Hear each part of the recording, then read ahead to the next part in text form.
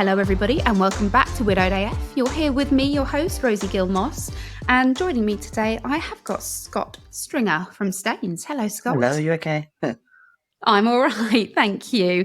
Scott and I were meant to record last Friday and he was the unfortunate recipient of my cancellation, but I happen to have a cancellation today, so there you go. Now, Scott is a great voice for us to have on because we are talking about a same-sex relationship, and I don't have as many of you guys on as I do heterosexuals, so welcome. And there's quite a lot to your story. I am going to let you tell it in your own words, but your partner Dan, he was your partner for 14 years, wasn't he? Yeah. And he died suddenly, and I know the horror of sudden death, but I do not know the horror of what you found. So I said to you just before we came on mic that this is a love story, essentially, with a tragedy in the middle. Yeah. So, Scott, you and Dan have been together for 14 years, and that's a long time to spend with somebody. And it means that you then experience this monumental and very sudden loss. But I also want to hear about your love story. I want to hear how you met. Yeah. I want to hear about the man he was. So in your own words, would you tell us a little bit about Dan and ultimately how you ended up to be in this shitty club? Yeah, sure. I met Dan back in 2002. We met online, which I think even for 2002 was quite rare at the time. Yeah. It was on a site called Gaydar, which is... That's what I was trying to remember. Yeah. I had a gay friend at uni that used to go on Gaydar. I think it's still around. I don't know, but it's still going. But yeah, so I think the gays, we were pioneers back then. So but, you certainly were. But yeah, we met, and I was only 19 at the time. Dan was 6 years older than me, so he was like 24, 25, something like that.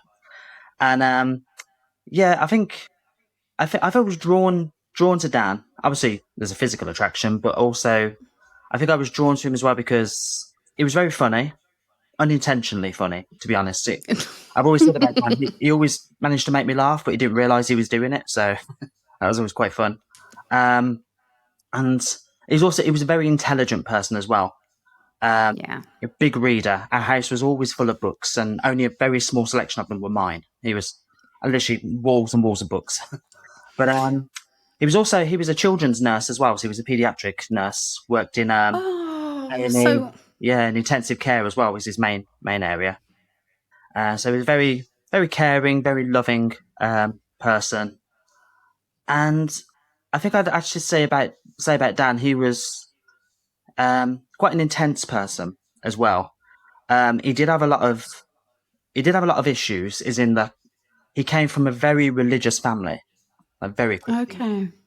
And so he often struggled with that, with the two, we always call it the two sides of him. His religious side, and he did have a very strong belief in God. And then had to deal with this thing, his family did not accept his sexuality, etc. Yeah. Yeah, there was always that about him, but he was still a very loving, caring person. You could tell by the profession that he had. Of course. And I'd say often, actually, with Dan, sometimes he was a bit too caring, if that sounds a bit weird, but no, it doesn't. Some people are, they just care, they just feel everything so strongly. Definitely, it's a good way of putting it. He felt things very strongly, and sometimes at the detriment of his own health and happiness as well. But in general, I mean, like I said, we had we used to live back up in Birmingham. Like I said, I live down south now near London, but but back up there, so he worked at Birmingham Children's Hospital and he loved his job and, just absolutely adored it. But I was going with that. But yeah, we had 14 years together and it was lovely. We had a little cat together, a little Ruby. I was going to ask what's a cat called. I like cats. Yeah, he came home one time from work and basically said, "Oh, by the way, we're taking in a cat tomorrow." It was that sort of situation. So, but sounds a bit like living with me. That does actually. She was wonderful. Though, I mean, get onto that in a bit later. But obviously, when it all did happen, she was weirdly that little girl, that little cat was there for me. It was amazing. I know my dog, Lucy dog. Yeah, so pets are just amazing, aren't they? Like, do you know what? They really bloody are. And I used to say to sort of not understand why people got so upset when their pet died, Mm, because I'm like, it's just a pet, it's they you know they're going to die, but yeah, even the thought of my dog, like I can't yeah, even, won't yeah, even tolerate the thought of it. definitely. They are literally family, aren't they? So Yeah. yeah, but So can I just ask sure. you, because you touched a little bit on his family being devout Christians Mm, and the sort of internal battle he will have had with his beliefs and his sexuality, but also his parents' acceptance, because being accepted and loved by your parents is something that many of us take for granted. sure. Now, did he feel rejected by them? Or, I mean, I'm totally going off topic, but I'm nosy. No, that's fine. I think I don't think he did feel rejected by them. He still had a very, if you take the whole sexuality thing out of it, he still had a very good relationship with his parents. He actually Right. was especially close to his mum. So they were very close in that sense, and they So still it didn't affect their relationship no, not in that too sense. much. I think the only thing where he might have felt a little bit hurt in a sense was, we were together for that long, but his family never recognised us as a couple. Right. Um, Whereas he had siblings who got married and such, and obviously welcomed into the family, but I never was in that sense. Is, I did actually know them, and I spent time with them, but I was always just Dan's friend. friends. So yeah, And is that why you never got married? possibly. Um, Hmm. yeah, I did. This never sort of never presented itself. Although I did find out only a couple of weeks after Dan actually did pass away. Somebody messaged me, a friend of his. Dan passed away 2 weeks before his birthday, and apparently on his birthday we were going to come down to London, maybe see a show, something like that. Someone told me that apparently he was planning to propose to me on that week. We were going to make his birthday, Oh. so I think it would have been Oh. cards at some point, but yeah, like, Oh, that's her. I mean, yeah, that's just, it's lovely yeah, to think that that's what he was planning, but also it's like just another kick when you're down, right? definitely.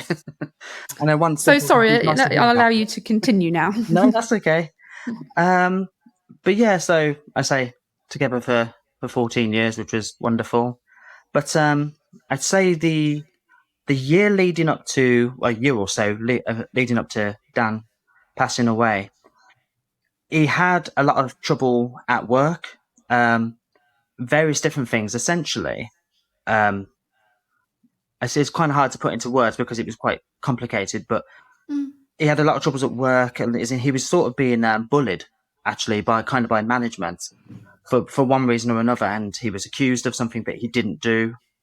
And I know he didn't do it. He wasn't that type of person, and because he was a very, I say he was very, very caring, very loving person. Like I say, Real sometimes too empath. much. Yeah, very empathetic, and he he was also a very anxious person, particularly in that last year of his life.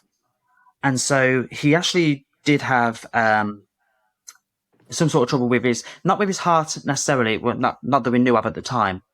Um, but he was treated in hospital for high blood pressure. His blood pressure was ridiculously high.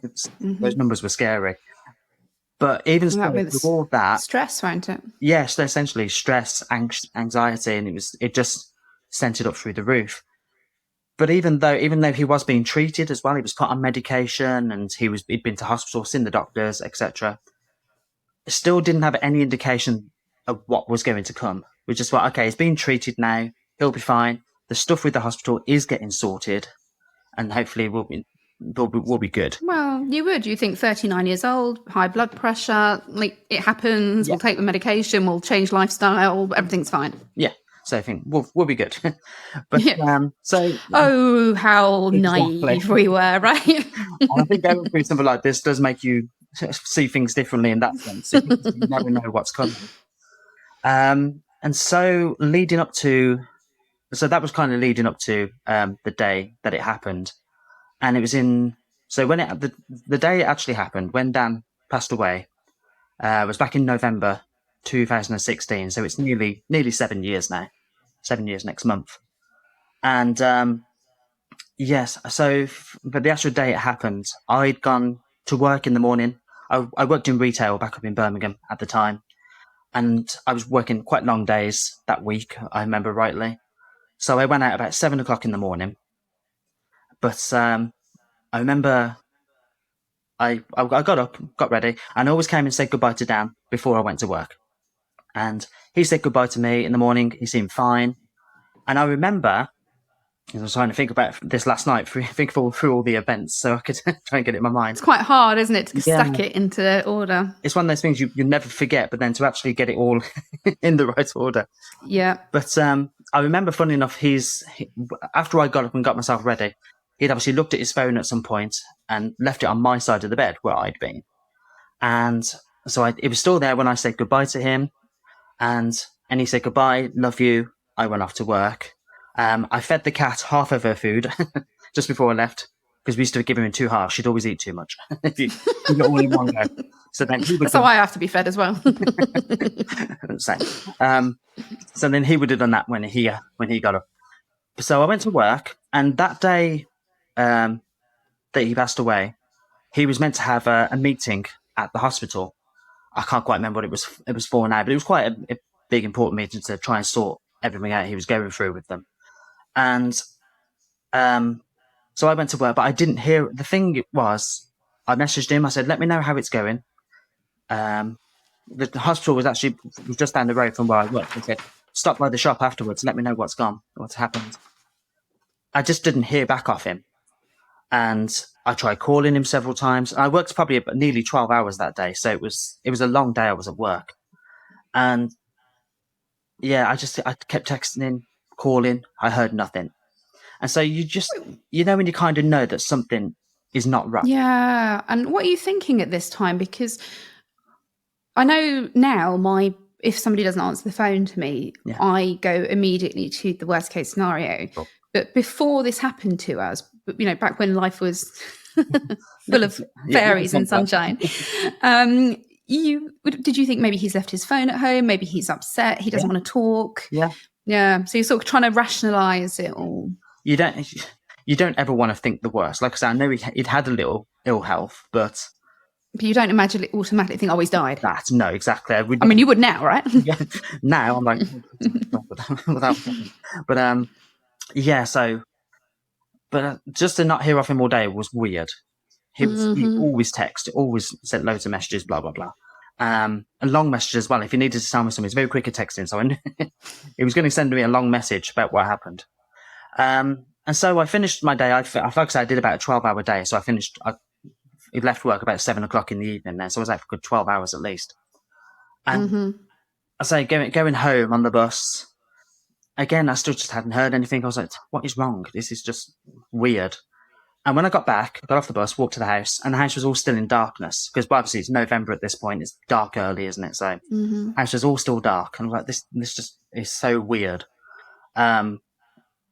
And so I walked in the house, pitch black. The cat comes running to me, meowing like mad. And if you only had half her food. Only had half her food. Well, then that was literally another little clue, because I walked by the kitchen and saw that the rest of her food was still on the side. She hadn't got the rest of her food that morning. And so I don't know, I just thought, well, this is really strange.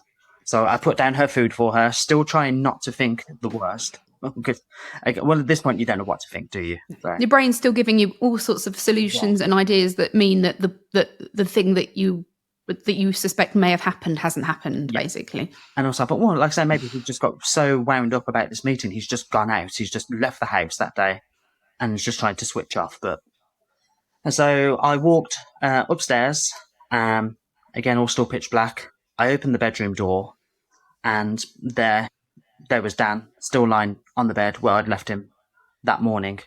And I think I just remember opening the door and just going, oh no.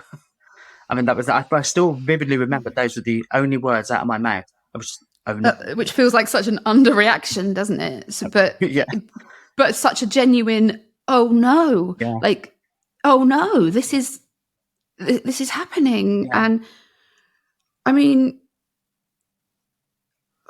sorry, it's just okay. I am also quite an empath, so I feel the shock, just the shock of finding out the person that you love is dead is so awful, and so. But to be the person to find them. Yeah. What did you do? Like, did you call? Did you have people you could call immediately? I just want to know that you were looked after. Yeah, no, definitely. I was, so that was good. But I think so I switched on the light, and even in that moment, even though it was very obvious to look at him that he was gone, he wasn't alive, and I don't know, his body was just so cold and frozen, and to touch, and I was like, even then, I was still trying to, I don't know, fall into a coma or something, just shaking, trying to wake him up, and I remember just calling his name, and you just go into, it's so bizarre a feeling that I hope no one ever has to go through. It's one thing you wouldn't wish on your worst enemy. It's absolutely.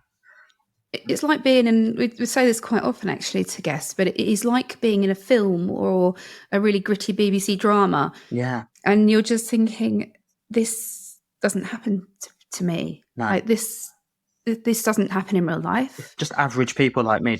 I went to work today, you know what I mean? It's just not. It's not in your life plan, is it?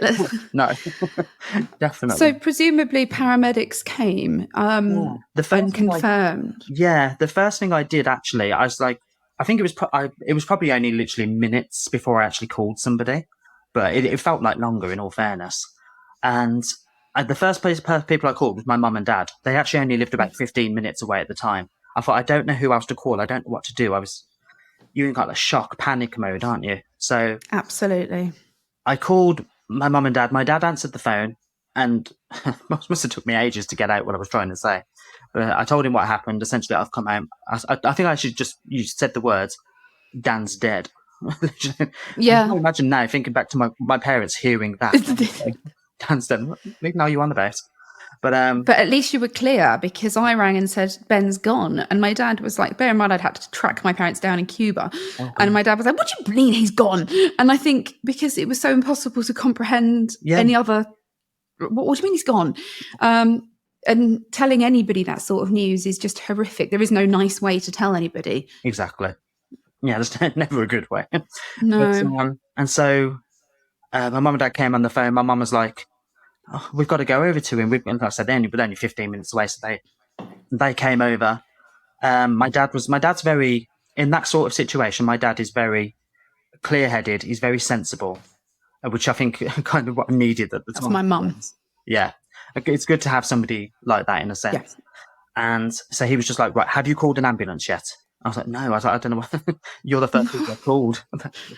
This is all new to me. I don't know what to do. Exactly. I've never done this before. But no, he was like, right, hang up the phone. We're coming over. Just call an ambulance. So I did. The ambulance arrived probably only a couple of minutes before my mum and dad did.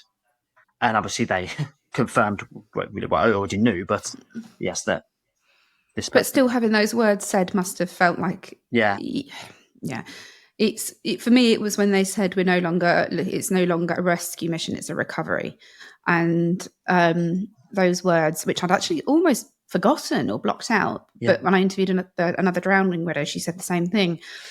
And even though you know that they've gone, hearing the confirmation from somebody is, well, I mean, it's going all goosebumpy anyway, but it's final, isn't it? It's the finality of it. Definitely. And I think I actually do remember, I mean, I was crying anyway, but I think when one of the both paramedics were absolutely they were so lovely. But she said to me, when she actually said those words to me, yes, this person, she is dead. I really burst into tears at that point. Mm. And then I heard. Did you make the noise? Say again? Did you make the noise? I remember what noise I did make, but it probably was not ugly. I am very much an ugly crier. So me too. I can't imagine what what that face must have looked like. But and then I heard my mum and dad arrive, and they just took care of me. I will actually say, I just want to give a shout out to my mum and dad, because what they did for me, not only that night, but in the following months. This is why I'm actually getting a little bit choked up, because I don't think I can ever repay. Sorry. You're getting me, because I feel the same way about mine. Honestly, I don't think I can ever repay my mum and dad for what they did for me, and actually still do for me. In all fairness, so Do you know what? I'm the same. yeah, I feel exactly the same. They flew back from Cuba. yeah, Dad took the car to their house to lock it up yeah, and get their stuff. My mum got a cab straight to my house. And I just remember her coming out of the taxi, and I was barefoot. I was probably drunk. I was just ran into the road and just ran into her arms as she yeah, came out of the taxi. And for that first brief moment, I felt safe yeah, just for a second. yeah. And Oh, I 100%. hear lots of stories about parents who haven't been as supportive, and it breaks my heart. 100%. So, big thank you from me to your mum and dad as Yeah. well, because never underestimate the power of feeling safe just for a moment. No. Pat and Vic are amazing. Pat and Vic. Yeah, I like the sound of them. yeah, fabulous. But yeah, and you're right actually, because when they did arrive, we were just sort of stood in the dining room back downstairs, and they just both hugged me, the two of them. And it was just like you say, that little moment. No matter what's Yeah. going on upstairs, that It's just felt they've safe. got you. Yeah. So yeah, then the paramedics obviously did their bit, and because he had actually died very suddenly, without any known cause at the time. They obviously they let the police know, so forensics Of had to come along. course. And I still remember I was sat downstairs with the paramedics. They were just asking, various different questions. They've got to do what they've got to do, and I could just hear the clicking of the camera upstairs, like the forensics camera. I'm like, oh my god, that is horrific.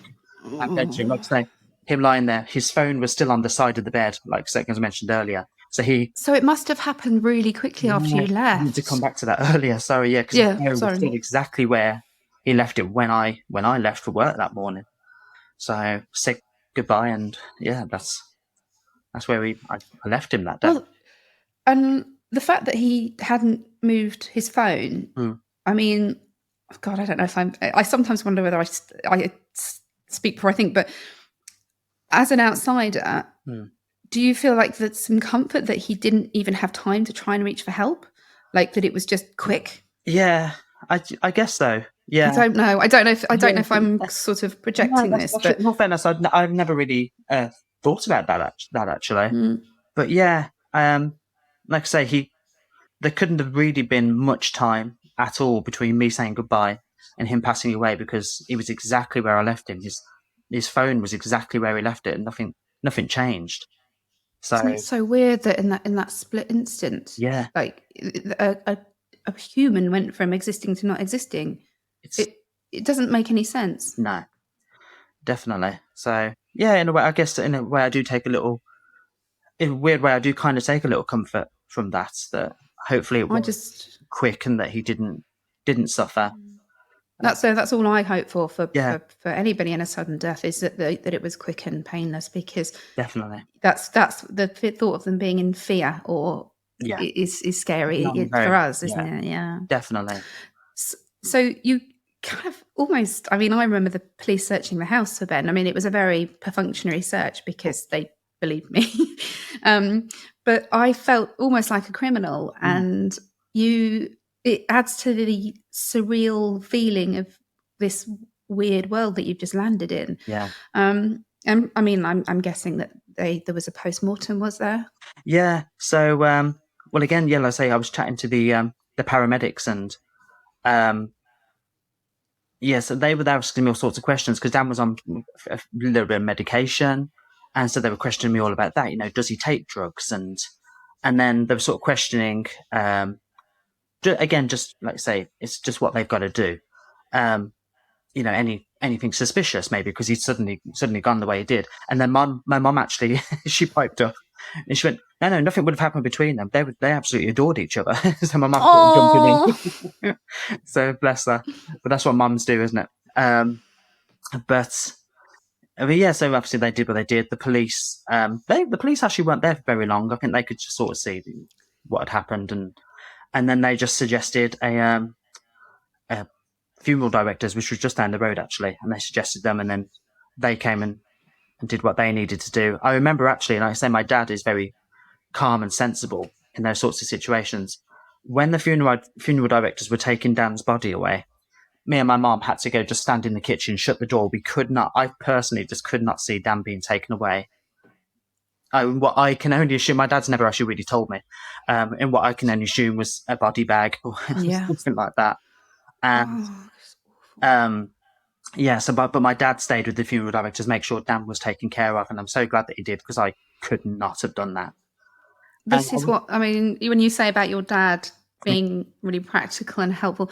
My dad used to sit on the phone to the mortgage people, the gas and electric, and he would just sit on the phone while you went through all the process until it got to the point that I could speak to them. yeah, And it's just somebody taking the burden of responsibility for some of it away from you. definitely, and like I said, that's what my parents did, and forever grateful. Mm. But what was I going to say? Yeah, You're just saying about that your dad sort of assisted and supervised yeah. the funeral directors. So I like the idea of him sort of keeping an eye, making sure it was all done properly. I like that. Definitely. But also speaking of parents, like I say, I knew Dan's parents, but obviously I was never Dan's boyfriend to them. Hmm. But obviously the night it happened, I remember the paramedic actually said, "Has anyone informed? Has Dan got family?" I said, "Yes, they live down in Bristol." And he goes, "Has anyone called his parents?" And I just could not make that phone call. I couldn't do that at the time, the state I was in, to try and call his mom and be like, and try and Until her child has died, basically. Yeah. But bless him, one of the paramedics, he offered to do it for me, which was so lovely. And I can't ever imagine making that phone call to somebody. What a kindness. Yeah, to tell them that their child has died. But to take that responsibility from you in that moment and offer you that gesture of kindness again, it's something that even in the moment you might not appreciate how important it is, but to look back and think it's a horrible phone call to make. Nobody wants to make that call, but he took that from you so that you could have a little bit of respite. Definitely. And that was just, and funny enough, probably a little while, I was still at the house at the time that night, but a little while after, Dan's dad actually called me, and he basically said, his first words to me, he goes, "I'm very sorry." And he goes, "I'm sorry if I've never treated you as kindly as I should have done," which never had anything like that ever before. But obviously, Wow. it took what happened for him For it to to, happen. yeah, for him to say that, and it was amazing, really. But awful Oh it had to gosh, yeah, happen. that's maybe given me the feels as well because Yeah, when you said he rang, I was sort of bracing myself, yeah, but actually, I mean, yes, too little, too late, but yeah, appreciated nonetheless. definitely. Because and it is a very sad fact. I think, particularly when there's of same-sex people, and I have known plenty of gay couples who have never been accepted, or there's one aspect of one part of the family hasn't accepted, and they get completely cut out if something like this happens. You hear these stories, don't you? And Hmm. thankfully, that didn't happen. Funnily enough, after Dan did pass away, I actually saw um, for the first year or so, I did actually see quite a bit of Dan's family, his Did parents. you? They came up a few days later, about 4 or 5 days after they came up to the house from Bristol with a couple of his sisters. He came from quite a big family as well. So did Ben, yeah. Yeah. He was the second eldest of 9 children. So Jesus, 9? 9 of them. Honestly, a huge family. But yeah, so Jesus. and that was lovely. So yeah, I say maybe a little too late, but it was appreciated, like you say, nonetheless. Yeah. And that was lovely. So And in respects of, how you were treated by funeral directors, etc., because as an unmarried same-sex couple, did you have the same rights? Did you have automatic next of kin? I'm just wondering, because I know that it does impact your ability to claim any sort of, or it would have back then affected your ability to claim any sort of benefits or support, well, that's I imagine. yeah, and the probably the main reason I actually mentioned Dan's dad was I say because it's suddenly completely changed, and they were so lovely towards me. They obviously, whether one of Dan's siblings had sat them down and said, "Look, Scott is his life partner," and And he's this is just hurting. how it is. Because actually, Dan's siblings kind of actually knew about us, but again, around the parents, it was never discussed. Blah blah blah.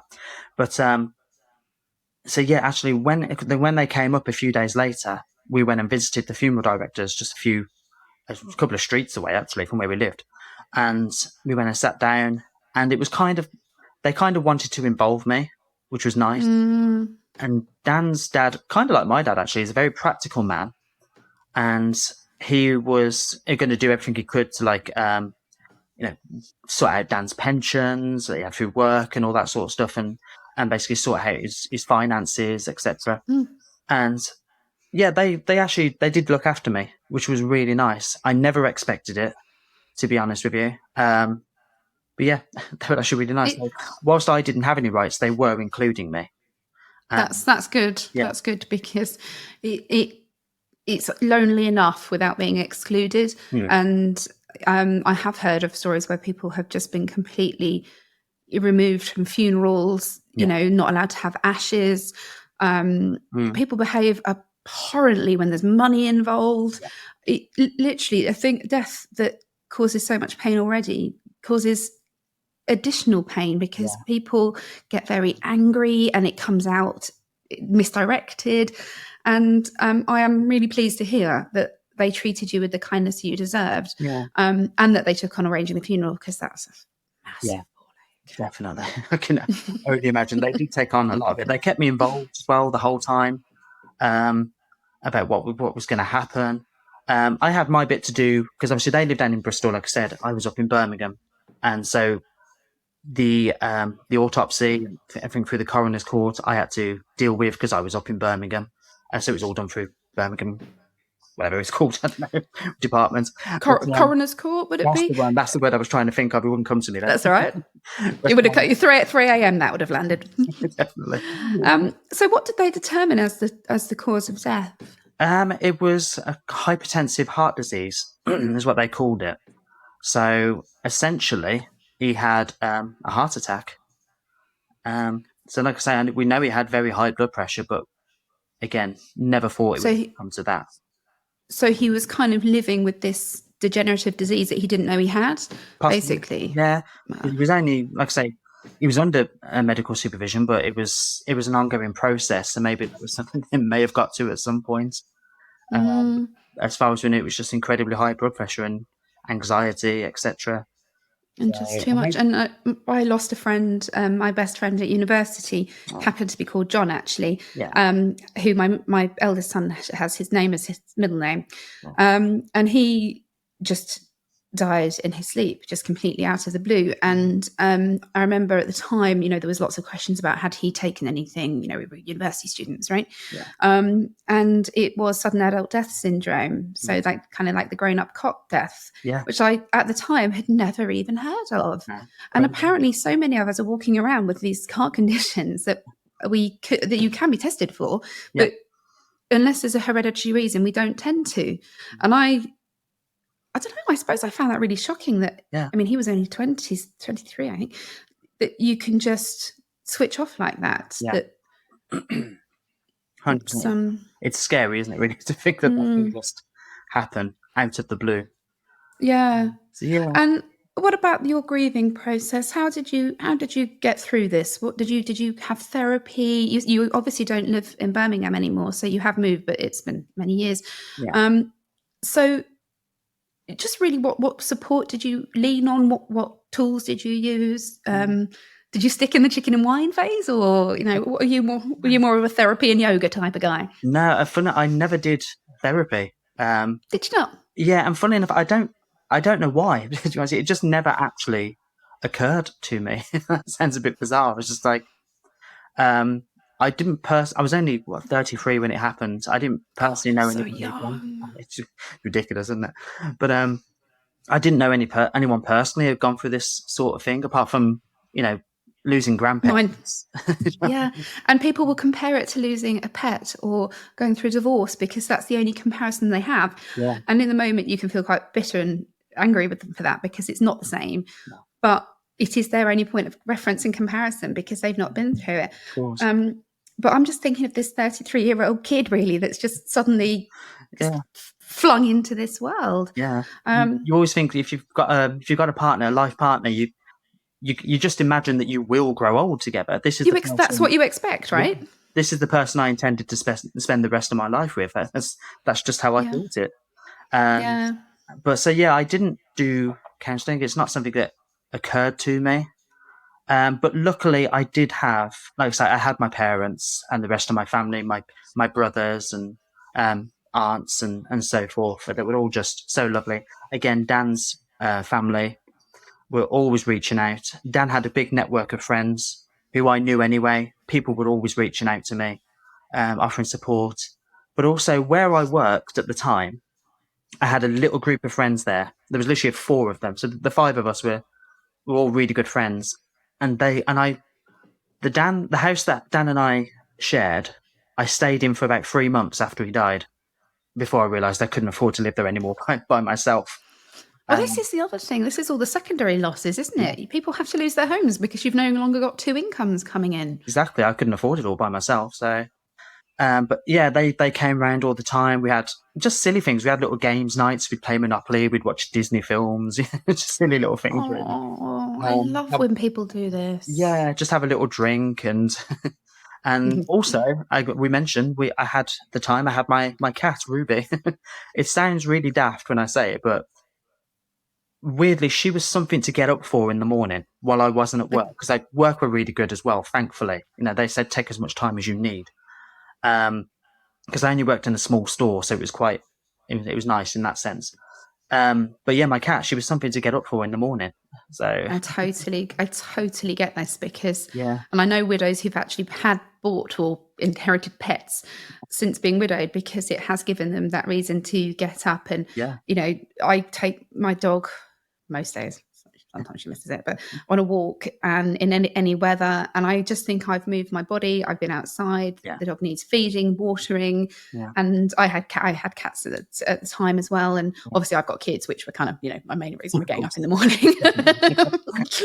they came below the dog and the cat, I've just realised. But having somebody dependent on you or something dependent on you is actually quite valuable. It can feel like a huge drain when it's 3 kids, a dog and 2 cats, but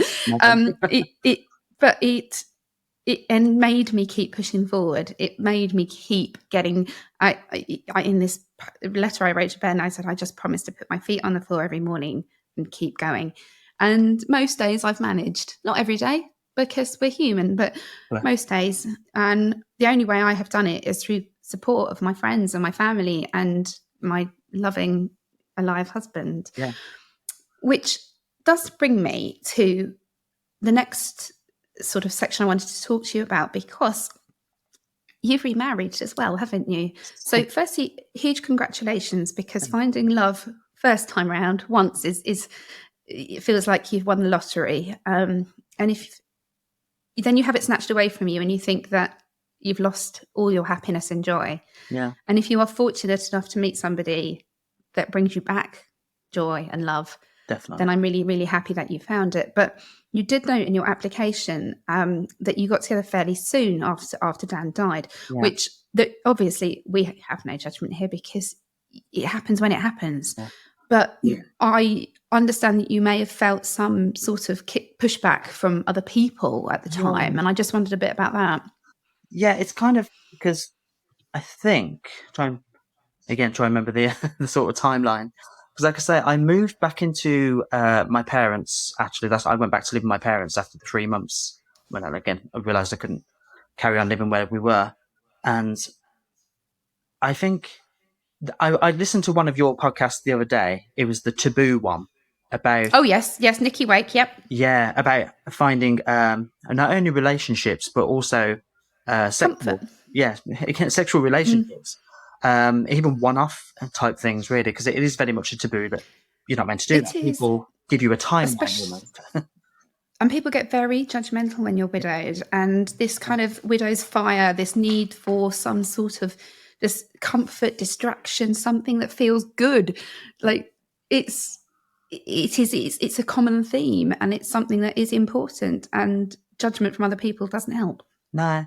And I'd say I didn't necessarily get any out and out judgment from anybody, because essentially what happened, I was talking to my best friend Adam, who would eventually be my best man at my wedding. He was an absolutely lovely lad. Funny enough, he's like 12 years younger than me, but we just always got on instantly when we started working together. And so I was talking to him about it, and I said, one of the sentence I actually said to him was, because it was like 6 months down the line since Dan passed away to this point. I said, do you know, this is the longest I've gone without sex since I was 19. Stupidly one day. And then so he goes, well, you guys just get yourself back online or something. Again, just download one of the apps. You probably heard of like gay dating apps like Grindr and stuff like that. So I downloaded a couple. And again, I was a bit hesitant at first. I'm like, well, again, thinking, well, people might judge me in that sense. I'm still in the mourning process, because there does seem to be some people give you sort of like a timeline that you should operate within. So, but that varies as well. Some, people have very different varying ideas of that. And so really, I think until you've walked in the shoes, you butt out, don't you? Definitely.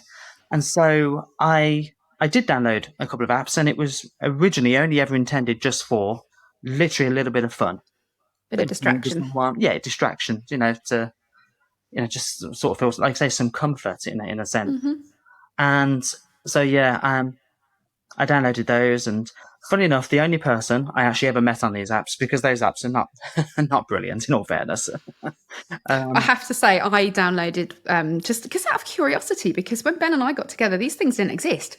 And I just found the whole thing really excruciating. And the worst one is if you see somebody that you know and you're like, oh my God, no, they're going to know.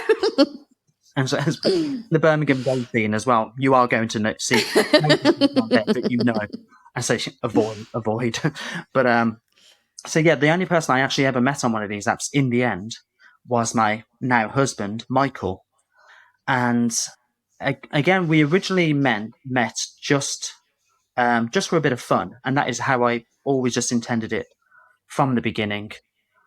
But there was something about Michael that I don't know, I just absolutely adored. I think he's such an incredibly funny person, loving and kind. And I told him from the get-go, I said, look, I've just been through this. It's just a bit of fun. And we're fine from that from the beginning. But then we just sort of like kept messaging, and things just sort of grew quite naturally, really. I wouldn't say any sort of relationship kind of happened for a good few months yet. But yeah, within a year of losing Dan, I was in a relationship with Michael. And again, it's not something I ever intended. It just sort of happened naturally, just because a friend suggested to me, get back online, have a bit of fun, and just sort of grew from it in a sense. And actually, the way that you describe your relationship with Dan is full of love and affection and happiness. Yeah. And so I believe, I have no backup evidence, it's just from talking to people, that when you are in a happy, loving relationship and they die, you are actually more open to a loving, healthy relationship, because there's not so much anger and bitterness that you might necessarily have in divorce. And also, you know what you're missing. You know the joy that being loved and cared for and treasured can bring you. Definitely. And John and I met, I'll be honest, fairly similar way. We were chatting on a widowed group, and I took him out for dinner. There was a bit of a spark, and we sort of said, look, it's a bit early for us both for anything, so let's just be friends with benefits kind of thing. Sorry, Mum, if you're listening. And the same thing, we just fell completely, utterly in love. Yeah. And I never expected to feel that again. I always said, how lucky that I'd found a man like Ben. Yeah. And then to find two wonderful men in a lifetime is like winning the lottery twice, right? 100%. It's just a shame that we had to walk through the fires of hell to get there. Definitely. 100%. And sorry, carry on. Well, I was just going to ask how Michael and you sort of kept Dan's memory alive. I mean, is it because you met quite soon after? It's obviously been part of your relationship for the last 6 years. Yeah. So you guys, I mean, you're now married as well. So you presumably Dan is still kind of part of your relationship or your life. Definitely. I mean, the wonderful thing about Michael, if I ever wanted to talk about Dan, anything that Dan and I did, etc., he's always been fine. with that. He's a No very, jealousy. yeah, he's not jealous in any way. He's a strong person. So that's never been a problem for me to talk about Dan if I wanted to. And so, yeah, in that sense, no issue there.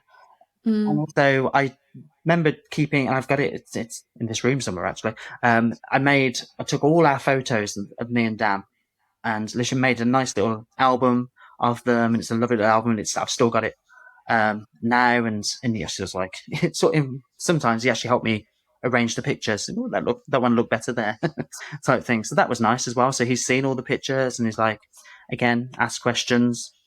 Again, Well, it's 14 years of your life. And if somebody wants to be in your life now, in order to get to know you, they have to understand the person that you were before. Yeah. Because the Scott that he married is not the Scott that was in a relationship with Dan. No. You're not the same person anymore. And I'm really comforted to hear how accepting he's been, because again, widows often end up with other widows because of this element of jealousy or I mean, I guess if you were with someone and they were talking about their ex all the time, it would be really frustrating. But we know it's different. However, if you're coming from a different outlook, it might not feel it. So I love the fact that he encourages you to talk about him, and the photo that makes me really happy, because that is how we keep their memories alive. We are the keepers of the memories. Definitely. And because when essentially I always said to Michael, I said at the start of the relationship, I said basically I'm coming into this, to what we are now. I'm coming to this new relationship with a lot of baggage. Good luck. I've gone through this horrific thing. I've had 14 years with somebody. Essentially, up until the age of 33, I spent pretty much I was with Dan from like 19 to 33. I spent all my adult life with that one person, and that was all I'd ever known. And so to back out there again, I am coming to this with a lot of baggage. So I think it's actually someone like Michael. I think it speaks to what a good person he is to also take on me. And it takes a brave man or woman to take on a widow. And because, like you say, we come with a lot of baggage, but that baggage isn't dealt with in the first year or so. You know, I imagine you still cry regularly about Dan. I still cry regularly about Ben. And it feels quite weird sometimes to be comforted by John as I sob my heart out because I'm never going to see Ben again. Yeah. But in order for the relationship to work, it has to be allowed to happen, because otherwise you're bottling up feelings and it will breed resentment. So I'm a big admirer or fan of anybody who is not widowed and takes on one of us, because it's a bumpy ride. Yeah, definitely. And I think it was actually, I think you posted it on your Instagram. Actually, it was about the widow of Tom Parker, the guy who was Kelsey Parker, Kelsey Parker, that was it. And there was sort of a little bit of judgment from whichever newspaper or article online had posted something about her going on a date or to be seen out with another man just a year after. And it's always that little just niggly, just a year, or they have to get in a little dig. Definitely. Even though, like I say, there's not maybe out and out judgment, as in like, oh, I don't think she should be doing this. Yeah. Just those little buzzwords now. Oh, just a year after he died. And so I don't think I got so much of that, but you can just sort of always tell, like, oh, you're seeing somebody else, or you're on a dating app. Is the sort of some people like have that little tone of surprise in their voice.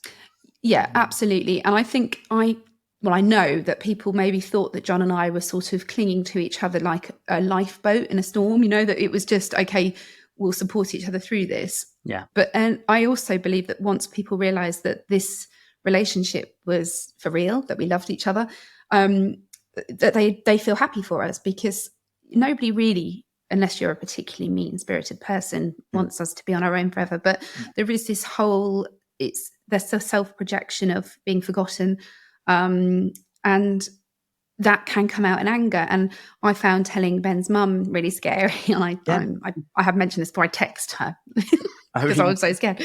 But she's so supportive and loving, because I guess we do the work as well. They live on the Isle, or she lives on the Isle of Wight, and we go over a couple of times a year, and we can't work really hard to keep the communication together, because Yeah. I still feel Ben was one of 6, not quite 9.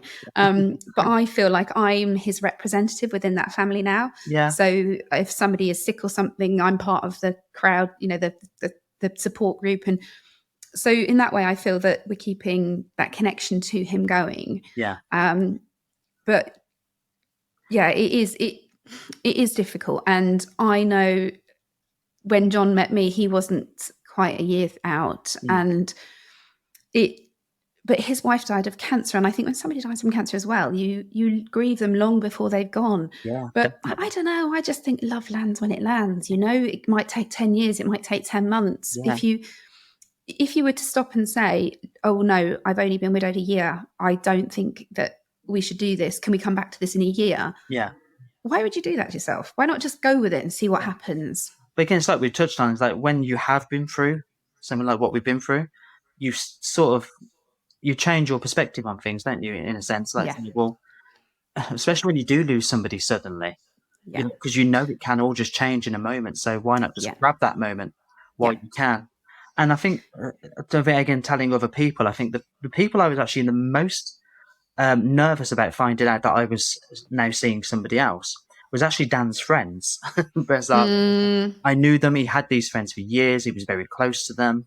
A few of them came to the funeral. So he had friends down in Bristol where he worked there for a little bit, and all over the place. He knew people all over.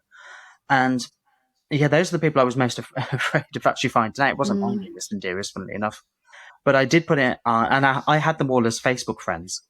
So sometime after me and Michael have been together, I remember I just put it on Facebook one time in a relationship with Michael Knight. And fantastically enough, I have been very lucky with how people have treated me. I get that not everyone is not as lucky as I am to have been treated the way I have. And I know that. And they were all just so lovely. And they were just like, this is what Dan would want. He would want you to move on with your life and find happiness again. So it was. And actually, I personally believe it's a huge disservice. And I don't necessarily mean you have to meet somebody else to live your life to the fullest, because that's very limiting. But I think the greatest honour that we can give our dead people is to live our life to the absolute fullest. Yeah. And it's something that I've always said from quite early on, is that my children will not be defined by the fact that their father died. No. It'll be something terrible that happened to them, but they will still go on to live, I hope, wonderful, enriching, loving, and so will I. I have a very, very happy life now, and I fully anticipated to be a cat lady on my own, for forever. And there's so much life left in us, and so much love left in us. Yeah, such a waste. Definitely. And so, how did you end up in Staines? Just tell me that. So we actually moved down London way. Actually, in 2020, literally as everyone was coming out. Great time. Because Michael, his cabin crew, actually, he works for Brit. Oh, is he? Yeah. So he used to work for Thomas Cook, but then they went under, and then we decided we wanted to leave Birmingham anyway. It's many memories. Change of scene. Yeah, change of scene. So we wanted to get out. So we moved down south, and we both now are we're living in Staines because we're both based at Heathrow Airport, and it's literally right by us. I work at Heathrow Airport now. He flies from there. So it's really good. It's a good, convenient place for us to be. So, yeah, that's why we're down here. And it's nice to sort of hear a happy ending, as it were. Yeah. And I don't know if you're like me. And John sort of said to me, if you think of this like a children's storybook, there is always a happy ending. Maybe this is your happy ending. Maybe you don't have to be so scared anymore. Yeah. But I do think there is an element of having to accept that bad things will happen to us still. And the sort of PTSD of something happening so suddenly means that every time my mum doesn't answer the phone, or every time John doesn't text me back, my immediate thought is they've had a car crash. If my parents are driving home, I want them to text me. It's like a role reversal. I want them to tell me when they get home. Definitely. I tell you what I do personally. Michael is a very quiet sleeper. Not like me. God. I'm a snorer. And so it's bizarre because of the way I found Dan. if Michael is very still in bed, I can't even tell that he's actually sleep. He's actually breathing. Quite often, I'm going to poke him just to make sure he's still alive. So he's getting woken up multiple times. Unfortunately, and I'm like, but again, like you just used the phrase PTSD. Unfortunately, Yeah. I have that in my mind. Love me, love my baggage and my slightly mental Yeah, state of my head, because yeah, I know that life changes in a flash, in a moment, and I don't think you will ever fully lose that knowledge and fear, because up until I talked about the naivety of before, yeah, and that kind of innocence has been stripped from you very young.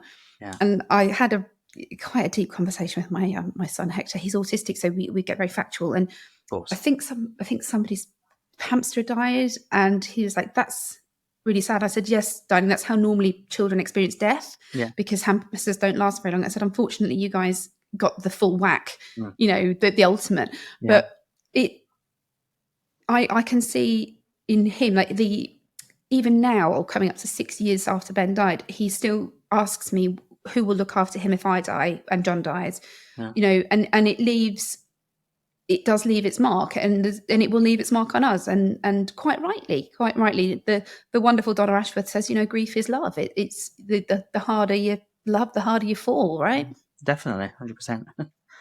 But I'm really happy that you have done what we all set out to do, which is to coexist with it and to allow love back in and Yeah, to sit alongside it, and to hear that you're living a happy, loving, healthy relationship yeah, life, and whilst continuing to love Dan. That's all I think any of us can aim to do, is just to pick ourselves up, dust ourselves down, and keep fucking going. definitely. And I think the main thing really is that, and it might sound a little bit cliche, but it is true in that there is never a right or wrong way to go about grief. There's never a right or wrong time to do something. We're all different, aren't we? So we're all going to cope with things differently. We're all going to do things differently. So you just always hope that there never is any judgment from other people, because we're human beings at the end of the day, and nobody wants to be judged. But you just got to do it in your own way, in your own time.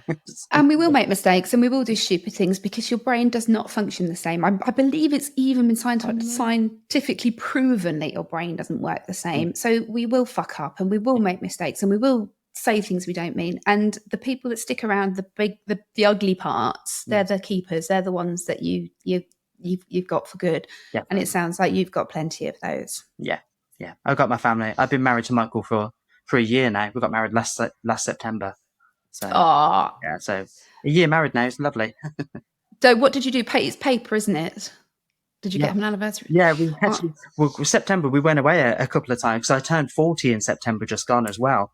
So we Big went away. year. Yeah, so yeah, we went away for that, and yeah, just sort of celebrated pretty much everything. It was a belated honeymoon, my 40th anniversary. Is this the benefit of having a cabin crew?